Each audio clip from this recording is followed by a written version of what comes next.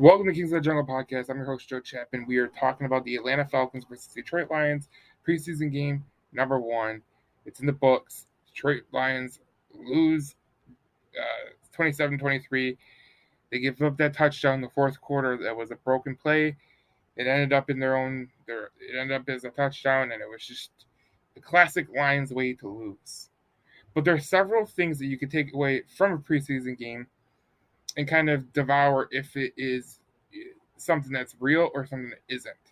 So let's start with the first thing that I noticed. It was early in the first quarter. Marcus Mariota was running all over the defense. Marcus Mariota had 3 carries, 23 yards, 7.7 average, a touchdown, and his longest rush was a 10-yard rush. He was absolutely killing the Detroit Lions. Absolutely killing. Now, when you look forward to week 1, you're going to have Jalen Hurts on the other side. And one of the things that Jalen Hurts does really, really well is he scrambles really, really well. When you look at week 2, Carson Wentz, another guy who can maneuver and be a guy who can kind of get out of the pocket and make some moves. What I've seen with the Detroit Lions, we can't see in the regular season. There's some things that they got to clean up. Obviously, there was some containment issues. There was players getting upfield that were defensive tackles. Lee McNeil, he was getting upfield too much. There were certain times where they got too much upfield and they allowed Marcus Mariota to take it up down the seam. It was just something that was drawn a conclusion because when you go play Philadelphia, when you go play Carson Wentz and the Commanders, those are 2 guys that can burn you with their legs. And then there's another guy that we play in the division, 2 of them actually. One is Aaron Rodgers, who can make you pay with his legs. And the other person is Justin Fields, who can make you pay with his legs, but he don't have an offensive line. So in totality, I was not happy with the way the Detroit Lions defended the quarterbacks who were able to evade the pocket. And if you look between Marcus Mariota, who had 3 carries for 23 yards, and Desmond Ridder, who had 6 carries for 59 yards, you nearly had 90 yards of offense, just like that. I mean, you're getting pretty close, pretty freaking close. I'm doing the quick math, but you're looking at 80 something yards of offense, and that just can't happen if you are a team that's looking to get better. One of the things I did like was obviously the first drive. Jared Goff, that offense, they were humming. DeAndre Swift had 4 carries, 20 yards, 5 yards per carry average. He had a touchdown. Jamal Williams had 2 on 12. He had a 6-yard carry average carry. You look at the Detroit Lions, that offense, what they came into the game with, and they showed was they have a potential, a very real potential to be a top 10 offense if they stay healthy. Now, there's an issue with the offense that we need to get examined right now. David Blau, Tim Boyle are not quarterbacks that could play if Jared Goff gets hurt. If Jared Goff gets hurt, you might as well kiss the season goodbye. And this is partly a Brad Holmes issue. But when you talk about the backup quarterback positions, I mean, let's just go with this, okay? Tim Boyle had that interception. It was a great break on the ball by the guy who intercepted it, which I believe was let me. I'm trying to get his name.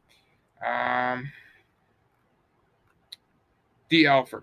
Now, D. Alford, he's a guy who has made those plays in the past, but he just Tim Boyle has had a knack to throw some inconsistent balls. David Blau, he dropped that ball on the turf. You can't do that. If I'm looking at it from a real standpoint, both these quarterbacks are a liability more than they are a reliability if Jared Goff got hurt. Jared Goff gets hurt. For everyone that says Jared Goff is an issue, the quarterbacks on this roster are really the issue. Because if, let's say, Jared Goff comes down, he gets injured, and he has to miss the game. Well, you're definitely losing that game, no matter who it's against. Because the 2 quarterbacks that were on this roster and played tonight, Tim Boyle, David Blau, they showed that they cannot be trusted.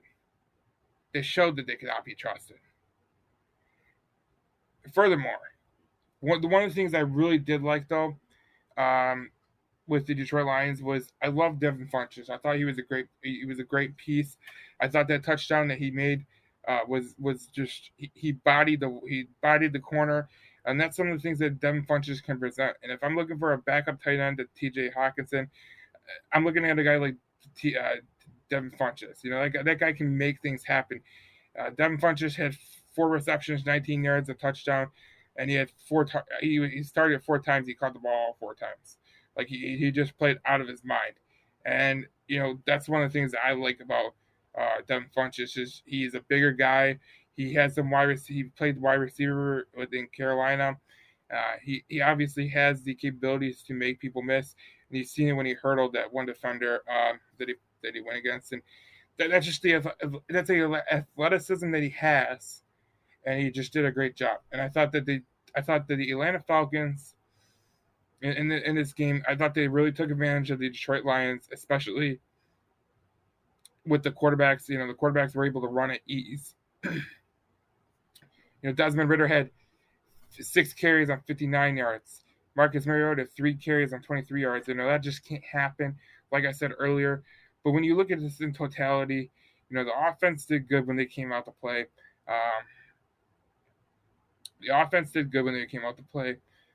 The defense, they got some work to do. But the first team offense was good. The first team defense, they got some work to do. Let's just put it that way. And right now, I'm not really as optimistic as I was because what I saw with defending the quarterback against the run, I was not really pleased with. I thought it was a little bit of a joke, the way that they defended the quarterback in the run game, and it showed on the stat sheet. Now, next week they have the Indianapolis Colts, and they have the joint practices, which is going to be interesting. And we're going to break that down all week long. But the Indianapolis Colts, I'm looking at their roster right now. They're obviously a good roster. They obviously are a good roster. But you look at the Indianapolis Colts and their roster. Trying to pull up what their quarterbacks are.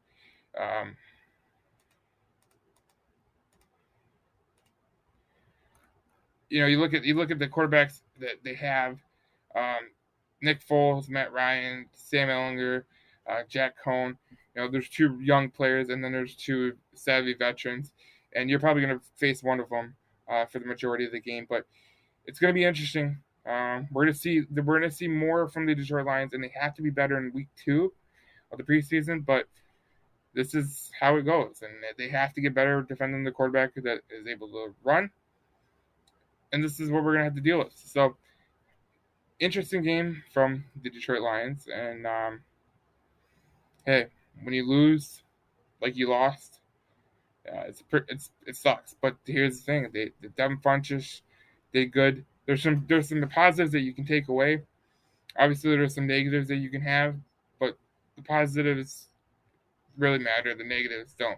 But the one thing that really concerns me was the way the first team defense defended Marcus Mariota, and it kind of went throughout the defense. So if I'm the Lions this week, I'm trying to find an athletic person that can play quarterback, especially when you're prepping for the Eagles. That's something that I would do. So listen, it's preseason. It's game 1. There's going to be mistakes all over the place. They're going to make mistakes. It just happens. But there's some of the stuff it really just can't happen.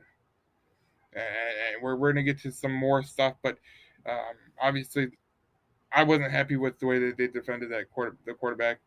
But we're going to get the positives, the negatives, and everything, and we'll break that down in the next podcast. But I just wanted to get the post-game podcast done, and we will see you in the next podcast, which will probably be tomorrow. We'll probably make it for tomorrow, and for Sunday, I want to rewatch the game with the all 22 and get a kind of in-depth look at what we've seen tonight. But there's some positives, but there's a lot of negatives for the Detroit Lions this week. In this game, and we'll see them. We'll see what they do next week with the chance at Indianapolis, where they're going to play the Colts. And listen, the Colts have a lot of talent on the roster, so it's going to be a better team that they're going to be playing in terms of depth and everything like that.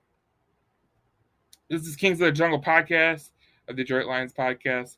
We will see you in the next podcast, which will probably be Sunday or Monday, and we will break it all down for you, and we will have a conclusive kind of view of it. Thanks for listening, and we will see you in the next podcast.